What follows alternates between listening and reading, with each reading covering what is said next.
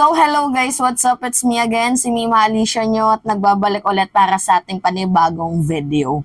So ngayon nga guys, ang kabilang kubol, meron na naman pong panibagong script.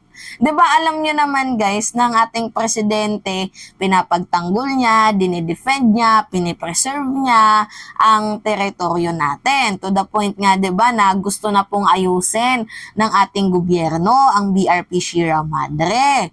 So ngayon nga po guys, ito na yung panibagong script nila. Si former President Duterte daw noon, inayos daw ang BRP Sierra Madre. Yan po yung sabi nila. Pero madiskarte daw si Digong. Hindi niya daw pinahalata sa mga Chinese. So ngayon guys, yung credits na naman kay Digong.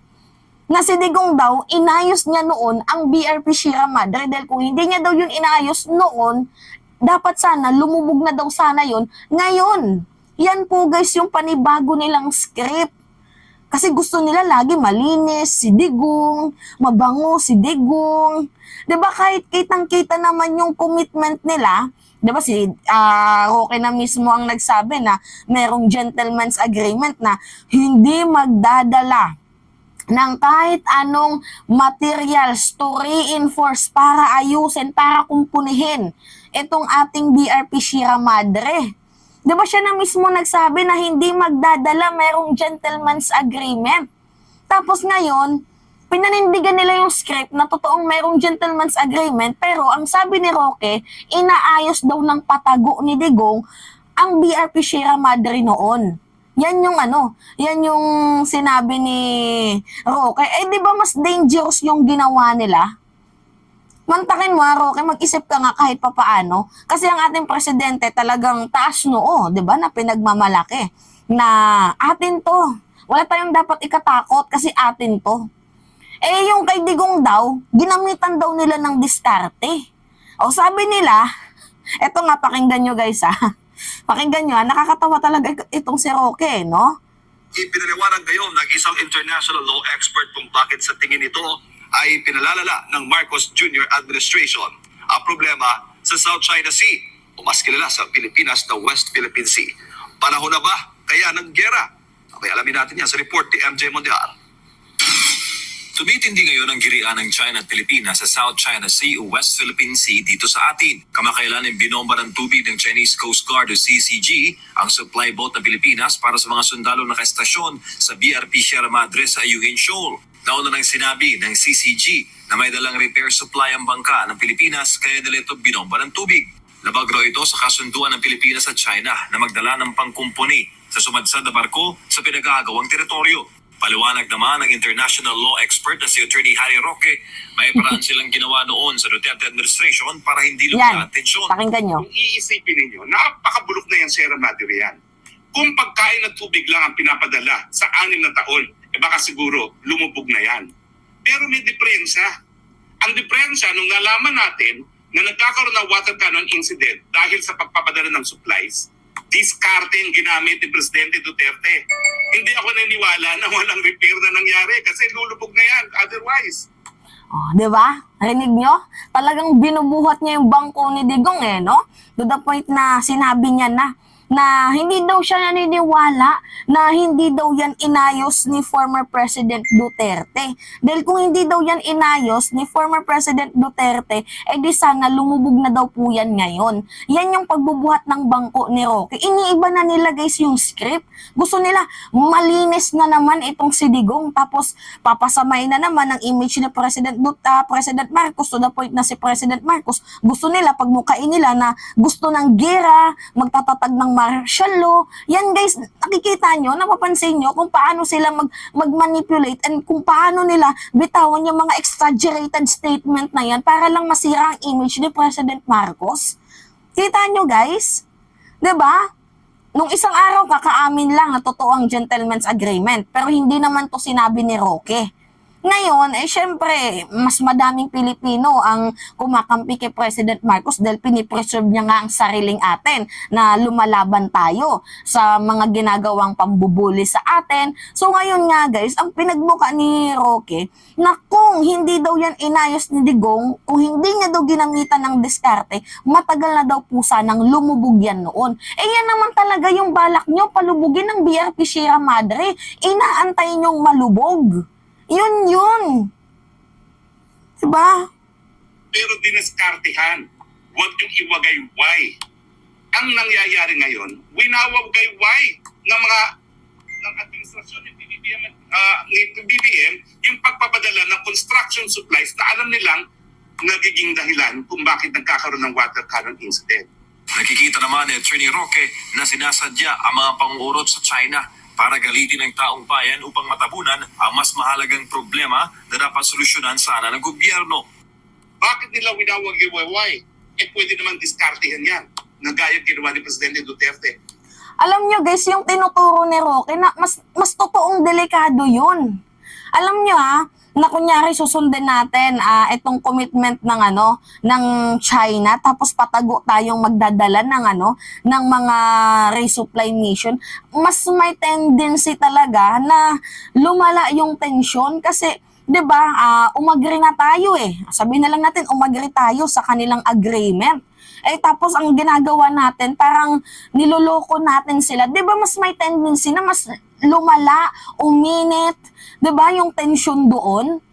Ito kasi, Roque masyado kasi kayong sinungaling. Yun. 'Di ba? Na kahit kaibigan nyo, tinatraidor nyo. Yun talaga guys yung image ng mga Duterte. You know what guys? Kaya nga, nawawalan ako ng trust sa mga to kasi sa sinasabi ni Harry Roque, pinapatunayan niya na dapat magsinungaling tayo, which is hindi naman po appropriate na tamang gawin ng magsinungaling. Sabi niya, dapat gamitan ng tamang diskarte. Hindi po magiging diskarte ang pagsisinungaling. 'Di ba? At saka lagi niyong tatandaan, walang lihim ang hindi nabubunyag. Sko po, proud na proud pa kayo.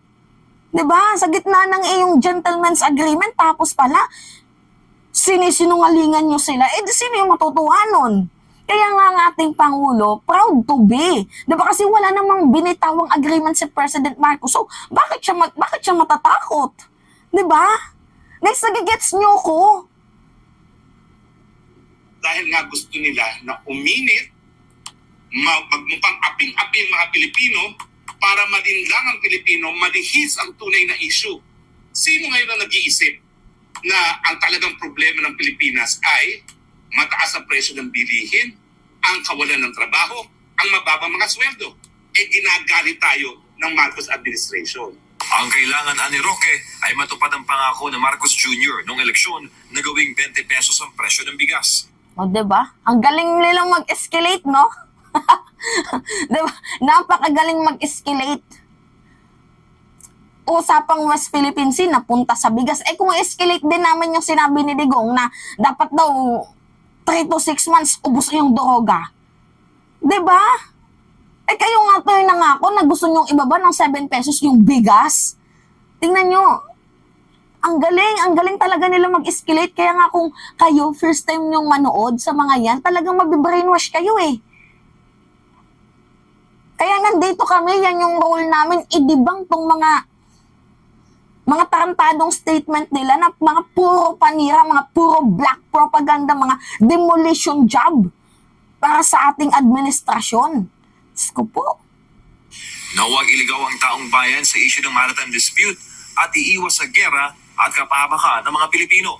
So ang tanong ko kay PBBM, bakit gusto mo magkagera? Para 'Di ba?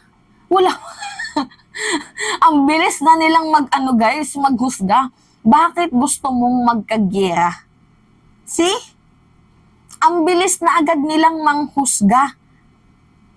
Hindi pa nga nagkakaputukan, tatanungin nyo ng ating Pangulo, bakit ang bilis nyong maghusga na bakit gusto mo ng gera?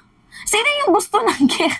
Guys, kahit ako, ayaw ko ng gera. Dahil unang-una, di ba, pag nagkaroon ng gera, unang titirahin nila yung tower. Eh, yung trabaho namin bilang isang content creator at, nag-affiliate ako doon sa iba't ibang platform, eh di unang masasagabal dito yung trabaho ko.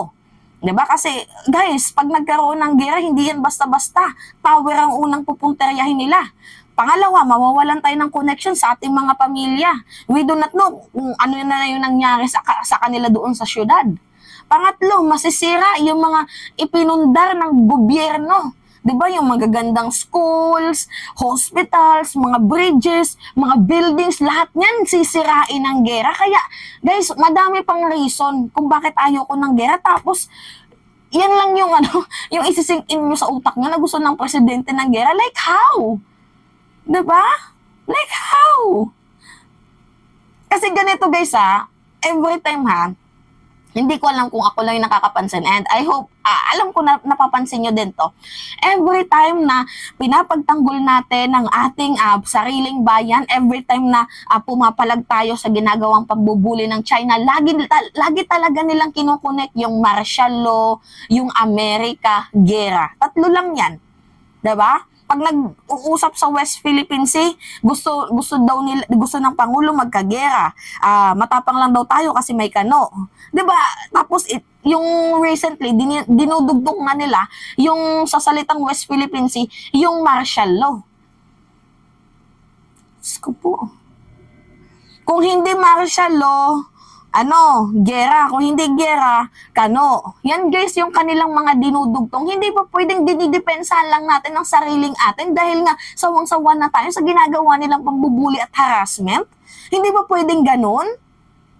Pinagtanggol mo lang, gera agad? Lumaban ka lang, martial law agad? Pinagtanggol mo lang, matapang ka na agad kasi may kano kang nasa likod? Ewan ko sa inyo. Lamang malihis ang tunay na issue na walang nangyari sa pangako mo na 20 pesos kada kilo. At dahil dyan, dahil gusto mong malihis ang issue, nais mong makitang mamatay ang mga Pilipino. Naniniwala naman ang patikang abogado na hindi magkikipaggera ang mga Amerikano para sa ating mga Pilipino kontra China. Diba? At ang mangyayari, magpapadala lamang ang mga kano ng armas at gamit pandigma at isusubo ang mga sundalong Pinoy sa bakbakan. Dinalagay mo sa alanganin ang ating mga kasundaluhan dahil alam mo naman na hindi ito isang gera na ating mapapanalo. Ang inaasahan mo, sasaklolo si Uncle Sam, pero mabibigo dahil nga ang mamamatay ang makakasundaluhang Pilipino. Mahirap na nga ilinaban pa sa gera na hindi natin mapapanalo. Para sa Diyos sa Pilipinas kung mahal. Yan yung sinasabi ko sa inyo, guys. 'Di ba? Na every time talaga na binabanggit yung salitang paglaban natin, pag-defend natin, pagtanggol natin sa West Philippine Sea, laging kaakibat niyan, martial law, gera, tapos kano. Pansin nyo, inunahan ko na kayo.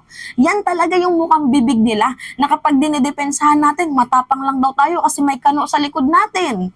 Na every time na kapag pinapagtanggol natin ang sariling bayan natin, gusto daw ng presidente magkaroon ng tensyon para makalimutan yung totoong issue at magkagera. O di naman kayang magka-martial law. Alam nyo, utak nyo may ubo. 'Di ba? Utak nyo talaga may tililing. Para kayong mga praning.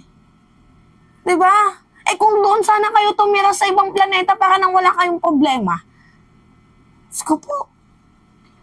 Tingnan nyo guys, kaya nga nakakaurat. Nauurat ako. Naiinis ako. Rar! Anyway, yun lamang ho guys. At it's me again, si Mima Alicia Nyot, nagbabalik ulit para sa ating panibagong video.